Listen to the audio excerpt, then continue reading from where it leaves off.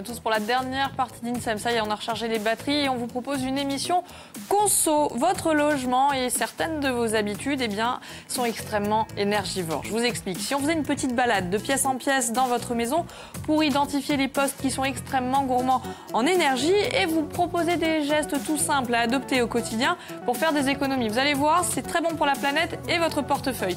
Nos experts, Kevin Zaoui et Nicolas Frémont, vont nous servir de guide. Alors vous prenez votre calculatrice, vous prenez des notes et puis surtout vous n'hésitez pas à nous appeler si vous avez envie de poser des questions. Le numéro s'est affiché ou alors on nous écrit sur les réseaux sociaux. Vous veillez Francine? Voilà, nous sommes Théo aussi. On attend des réactions. Vous êtes prêts? On est prêts, on est là. Alors, ça va. d'énergie. Tout de suite, on vous dit comment changer vos habitudes et surtout réduire vos factures.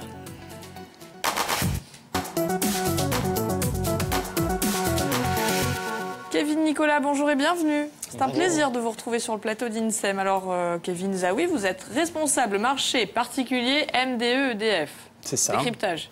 Alors, la MDE, c'est maîtrise la demande de l'énergie.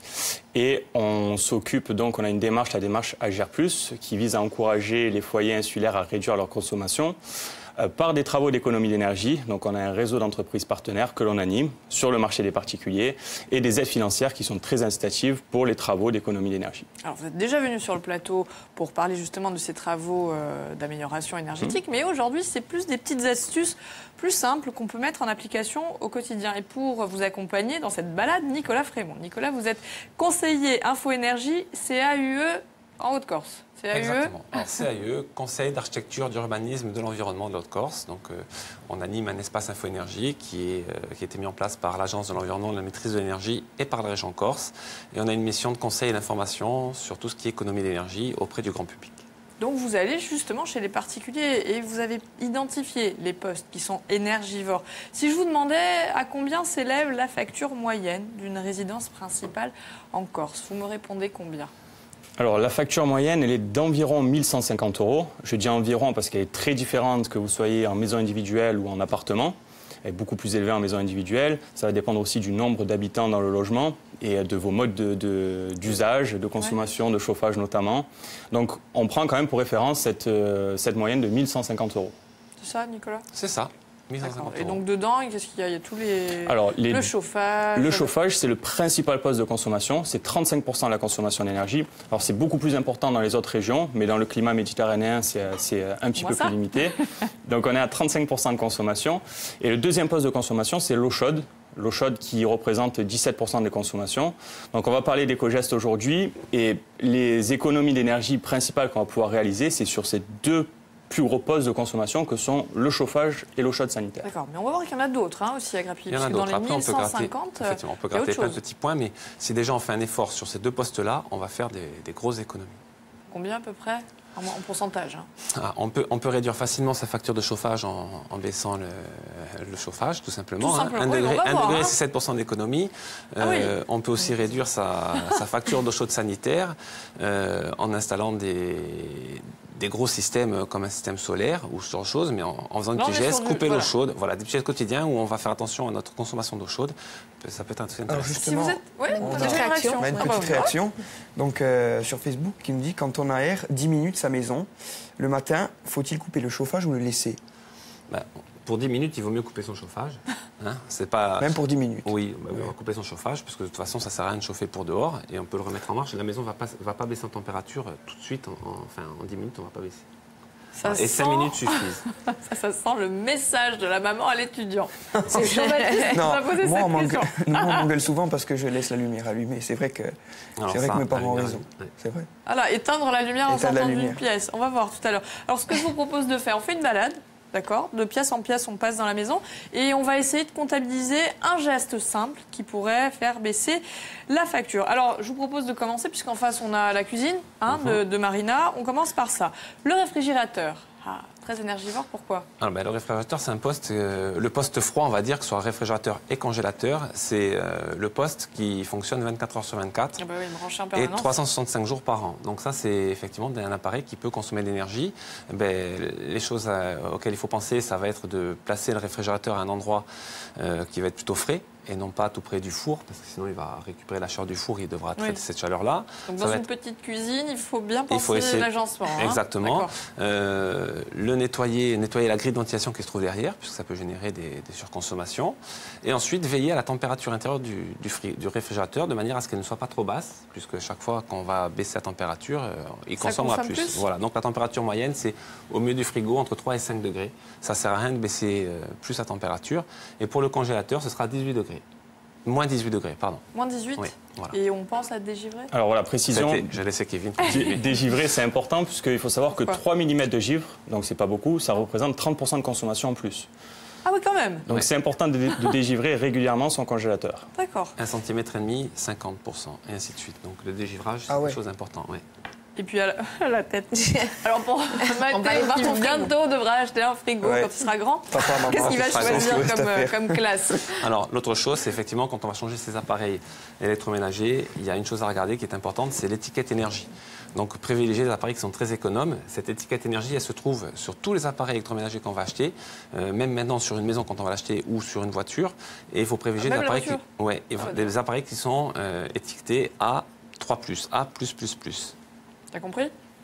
Oui, A+++. Ok. L'autre chose à regarder, c'est la dimension du frigo, sa capacité par rapport à nos besoins. Si je suis célibataire, je ne vais pas avoir un frigo qui est une capacité de 300 litres. Alors, on a encore une réaction. Il lui dit, il paraît que même l'horloge du four consomme. Hélas, oui. Oui. Elle fait partie de ce qu'on appelle l'éveil. Donc tous les appareils qui sont branchés en permanence et qui donnent une indication comme l'heure consomment même 3 Wh. Mais si on les met bout à bout, ça peut faire une consommation annuelle qui va s'élever de l'ordre de 15 à 30, 40 euros. Allez, on poursuit toujours dans la cuisine, si vous êtes d'accord. Énergivore, le lave-vaisselle. Alors le lave-vaisselle... 2 postes. L'eau.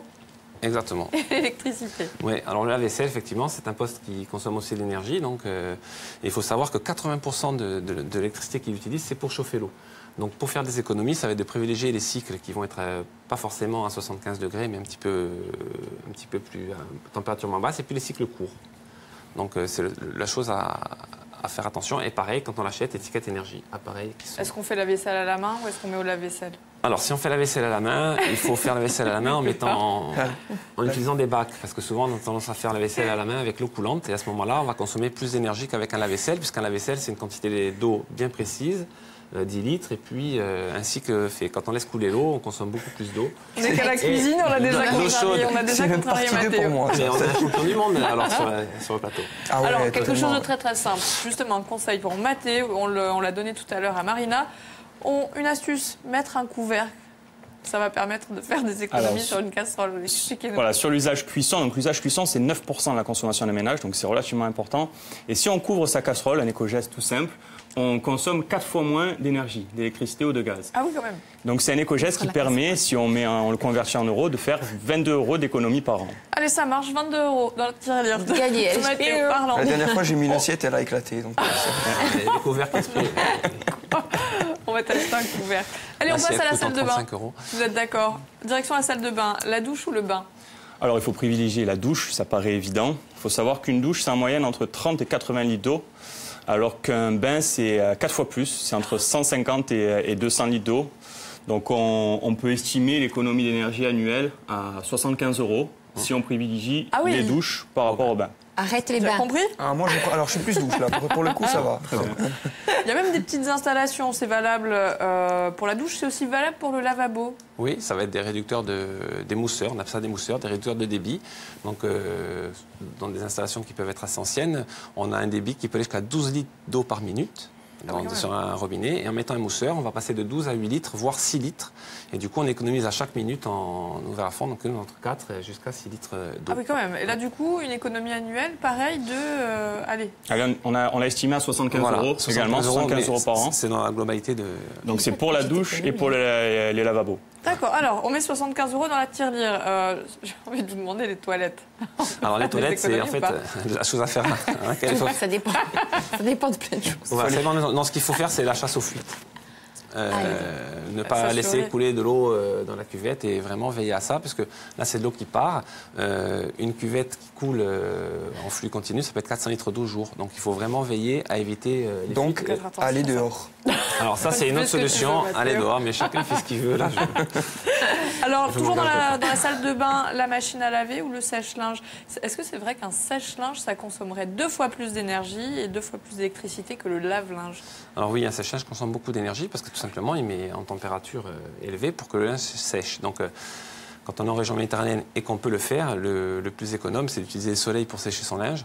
Et donc, le sèche-linge, vraiment l'utiliser quand on ne peut pas faire autrement, quoi. Donc, c'est vraiment le poste qui peut faire des économies plus facilement de sécher son linge dehors. Alors, tout bête, des gestes à adopter au quotidien, on en a d'autres. On change de pièce.